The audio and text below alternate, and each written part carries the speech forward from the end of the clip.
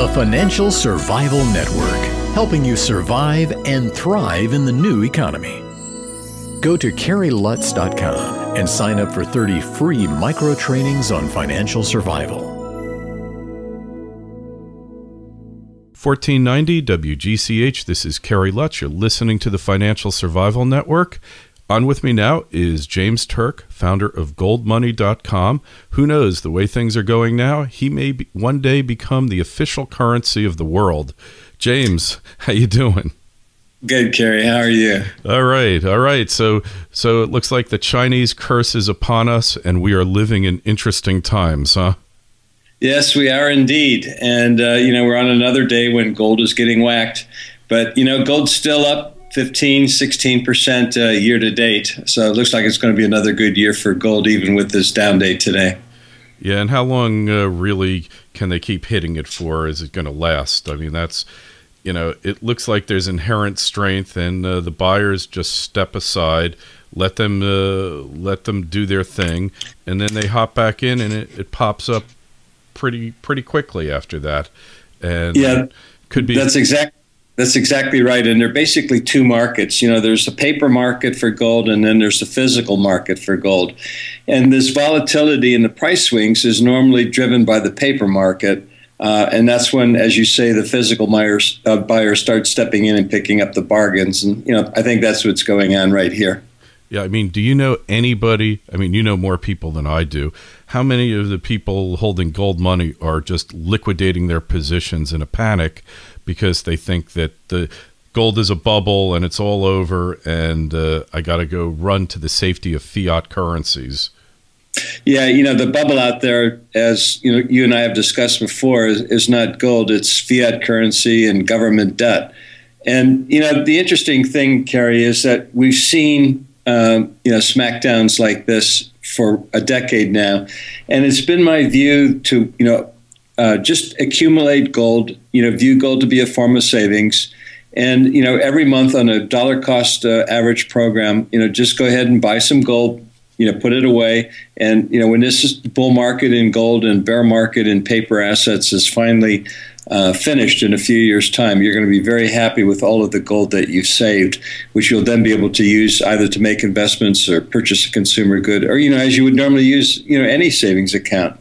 But you can't save money, you can't save dollars anymore and expect that to be preserving your purchasing power, because it's not.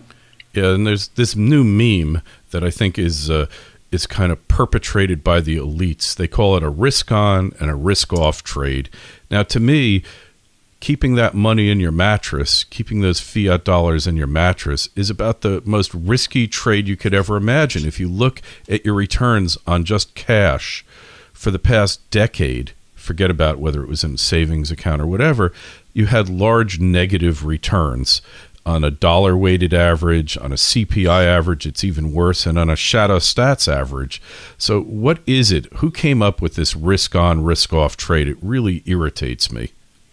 Yeah, I don't know. The media comes up with different terms like this, and then they get, more and more popular.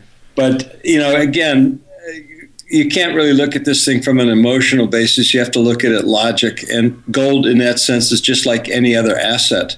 You want to own it when it's undervalued and useful, and you want to get rid of it when it's overvalued and no longer useful. Well, on both of those counts, gold is undervalued by all historical measures. Even though the price is up, it's undervalued because the dollar has been so badly debased. And the second point is that it's still very useful, because being a tangible asset, gold doesn't have counterparty risk. And in a world of collapse of MF Global, which is turning into perhaps as severe in terms of the repercussions as Lehman was back in 2008, it's getting to this stage where you can't really believe the exchanges, you can't really believe the regulators, you can't believe the brokers, because they seem to be playing with other people's money and doing it in a way that's very speculative, as was the case with MF Global. So, tangible assets in this environment make sense, and, gold is the most liquid of all tangible assets. Yeah, now we're on this whole rehypothecation thing. And when I went to law school, rehypothecation was like you took security, you signed it over to the bank, and they gave you money.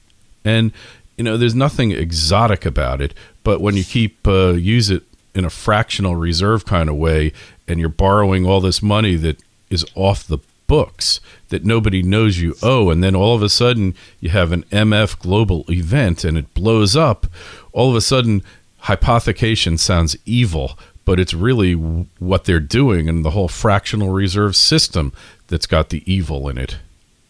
Yeah, it's really just, a house of cards, I guess, is probably the best way to describe it. And that's what the essential nature of a fractional reserve system is.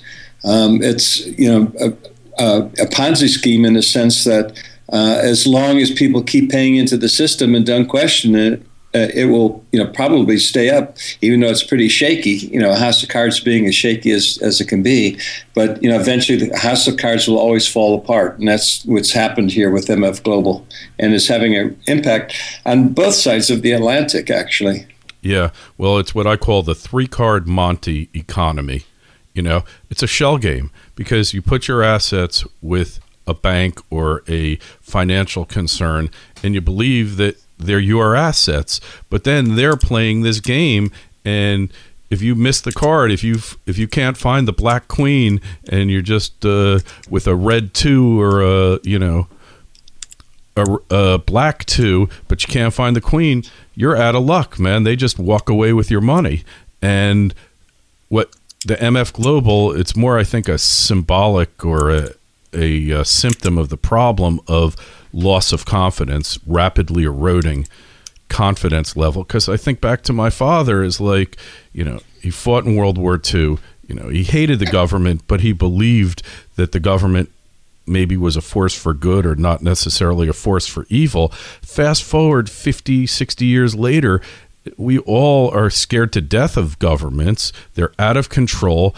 They're like that thing on Star Trek that would just eat up planets, just devour them for energy and blow them out.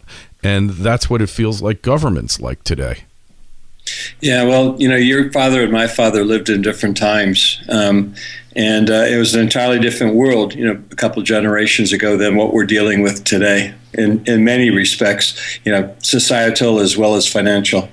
Yeah, it's just distressing because, people crave security. I think it's in our DNA because, we grew up, we evolved as a species and had all these predators out to get us. So we congregated together, we built towns, cities, increase the technology to basically increase our feeling of well-being and personal physical security. And then when you see that it's all kind of being turned against us by the governments of the world, it's kind of, I'm an optimist at heart, but it really makes you think, well, how much have we really evolved when we've got this predatory system that's basically out to take all of our wealth and won't be happy until we're totally subservient and enslaved. Well, the important thing is there's still time to act, to protect yourself. I mean, the writing is on the wall. We saw how Argentina, when it got into a financial push, it confiscated assets in pension plans. Then the same thing happened in Ireland when Ireland collapsed a while ago. And then just a few weeks ago, the same thing happened in Portugal. The Portuguese government took assets out of pension plans. It seems to me that that's probably going to be inevitable in most countries of the world, maybe even the United States. If push comes to shove at some future date, and given the way things are going, it's likely that push will come to shove sooner rather than later. And then you'll see a revolution of doctors and lawyers, because they're the ones that have got the pension plans. I mean, I know so many professionals that that's the only tax shelter they have is to set money aside in their Keogh, their 401k, or their IRA, whatever, and they could put a lot of money in. I know people that have millions of dollars in them, and when the government goes for them, then I think it's really game over. I mean, I just can't see people just sitting back and taking it. It just it boggles the mind that we're in this era where one of the hallmarks of a civilized society is protection and exalting of property rights, and now we're going into this world where you're just a milk cow. You're just something that produces tax revenue for the government, and they can do with your production, your surplus, what they feel like. Is just interesting times, right? Yeah, it is. But that's to be expected when you move into a socialist system. Socialism is you give up your freedom in exchange for government protection. But essentially, socialism is a dead-end street. I always like to come back to one of my favorite quotes from Margaret Thatcher, who said that the problem with socialism is you eventually run out of other people's money. And, that's exactly what's happening to governments around the world. I just wrote that in an article yesterday, James. It's so funny that you mention it. They've run out of other people's money. And, you can't point to a successful socialist experiment going back to the Pilgrims and the Mayflower and up to present time. It's never worked.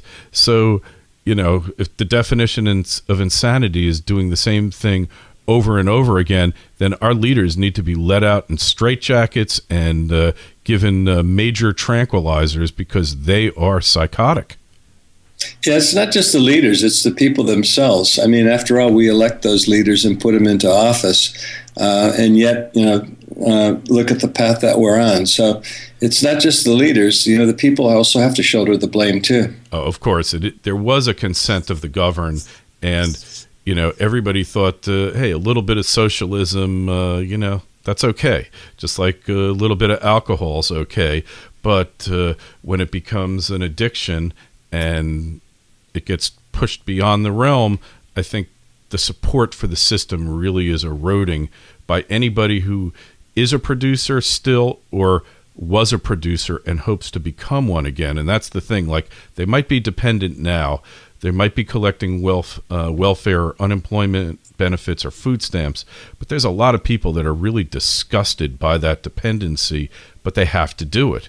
And I think people need to keep that in mind when, they're thinking about that parasitic class that's living off the host, Yeah, and I think what we really need to address is, what's happening to the middle class in America, because, that's where the production comes from. That's where the savings comes from. And the middle class is really, it's really being under a lot of pressure. Declining standards of living, money, purchasing power being eroded away. And when you destroy the middle class the way it's being destroyed now, you ultimately are destroying capitalism, because it's the middle class that's the most important component of a capitalist system to work. It's the group of people that produce more than they spend, the balance, of course, being savings, and that savings being plowed back into future investments and activity and production. And that's called creation of wealth. And unlike what the Obama administration believes, that wealth does not get created by government. Government's the great destroyer of wealth. The individual creates wealth. So, James, on that note, did you ever think that one day you were going to become a central banker to the world after the fiat money system collapsed? No, definitely not, Kerry. But, one thing that I've always felt is that gold is going to return to its rightful and traditional role at the center of global commerce when all of this financial nonsense and craziness is over. Yeah, I agree with you there. And hey, thanks for being on, James. Just tell us where we find you, Gold Money, on the internet. And if we have any questions, people can just send them to me at kl@kerrylutz.com. I'll forward them off to you. That'd be great. Thank you very much, Kerry. Okay, and we've got a link to your site, goldmoney.com, on kerrylutz.com. So I like Gold Money. It's just so easy to do. And with the click of a mouse, you can be invested. Thank you, Kerry. All right. We'll talk to you again soon.